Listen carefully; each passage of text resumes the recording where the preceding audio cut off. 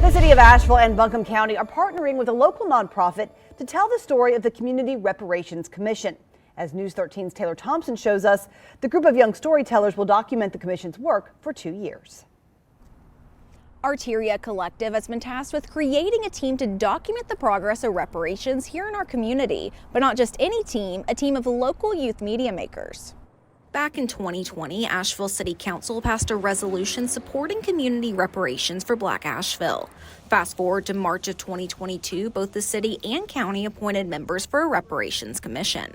Their purpose is to make recommendations to create progress in repairing damage caused by systemic racism in our community, and now that progress will be documented. Our mission is to ignite social change through the power of arts, culture, and restorative self-expression. The work they've done in this community sparked the attention of city and county leaders to reach out and form a partnership. Being that they've been working with the Reparations Commission, they reached out to us to see if we could work with them in engaging young people in the telling of the story of the reparations process. Young adults need to have a voice and be able to really drive how we capture and what we capture and where we put out the message, so that we are able to continue to build on the work that we're trying to see in our community. Why is it so important for it to start with our youth? I wanted something like this whenever I was 13 or 14 or 15.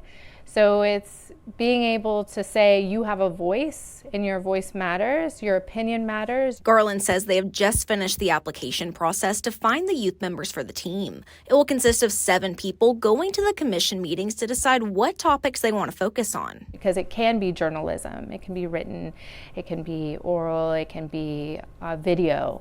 So it's going to look a lot of different ways, but it's going to be really up to our young people to help drive how that message is being told. One of those members is Eden Mosley, who believes that young people should have a voice in this movement. As a young Black woman, I feel like, being stripped of and always having to constantly see the reparations being talked about, but not actually anything being done. She sees this as her chance to ensure that change happens. Over the next few years of documenting, what changes and things are you hoping to see and be a part of? Looking at the process and being able to be a part of the process, to me, is like history, because Asheville is one of the only cities in the South that are moving forward with reparations. And the reparations documentation team will have their first meeting on January 28th, where they will decide on a plan to determine what the next few years will look like.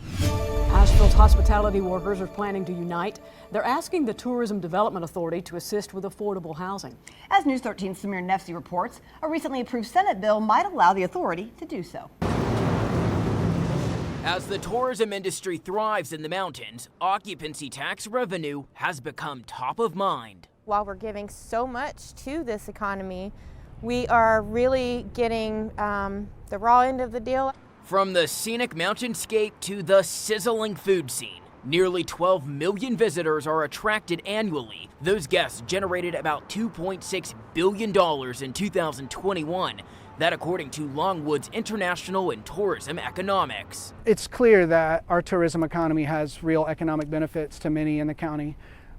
But it's also clear that there are some negative impacts to high levels of tourism. From poverty rates increasing to the cost of living going up. It's really in the tourism industry leaders' best interest to protect their workers and make sure that they are in an affordable housing situation and make sure that they can afford to raise their families. Ben Williams with Buncombe Decides believes the Buncombe County Tourism Development Authority could hold the key to assisting industry workers. Prior, BCTDA bylaw would spend 75% of the occupancy tax revenue on marketing.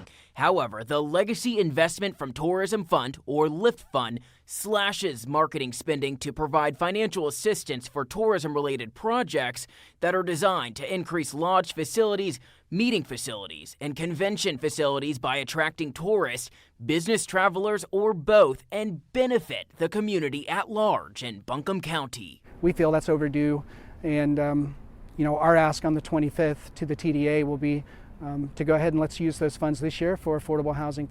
Allowing workers like Jen Hampton to enjoy the fruits of her labor. It would cut down so much of the stress and the financial burden of working here, because a lot of people have been pushed out of the city. Now, members of the Community Action Group plan to address the Tourism Development Authority during their January 25th meeting.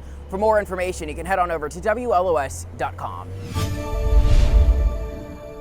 It has been an economically challenging 3 years for a number of businesses. But as News 13's Rex Hodge reports, several Dillsboro businesses are hitting the refresh button in 2023 thanks to some financial help from Duke Energy. The pandemic brought challenges to many businesses, especially small ones. That's why Duke Energy has awarded 11 businesses here in Dillsboro some grant money for them to fix up their businesses, including the Whistle Stop Inn.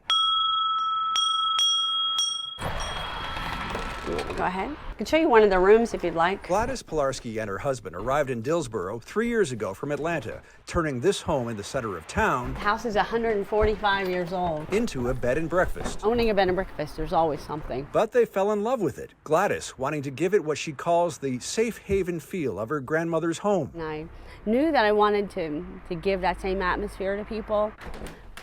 Everything creaks. The result is a cozy, comfortable place for visitors to stay when enjoying the surrounding amenities and attractions. Making it even more comfortable are plans to fix up the outside patio. So we'll have extra seating outside. We're going to do a propane fire pit. We want to give it a nice stone finish. Plans also to improve access to the inn for those with mobility issues. They don't have to come across the small stones. Helping to pay for the work is money from Duke Energy Foundation's Hometown Revitalization Grant Program, administered through the Nantahala Health Foundation. $2,500. Locally, businesses receiving the money are calling the endeavor Refresh Dillsboro. It's definitely ringing the bell at the Whistle Stop Inn. So we're going to refresh it and keep it up and coming so that when the tourists come into town, they enjoy it as much as we do. Duke is divvying up $25,000 to those 11 businesses, shops, and restaurants. We got $1,500. Even Catamount Electric. The light, the sign, we're going to use it for the landscape lighting, and the wooden sign along the roadside. The grant powering a brighter economic light for Dillsboro moving into the new year. We're excited about it. Pilarski expects work to begin next month and for the patio to be ready for guests later this spring.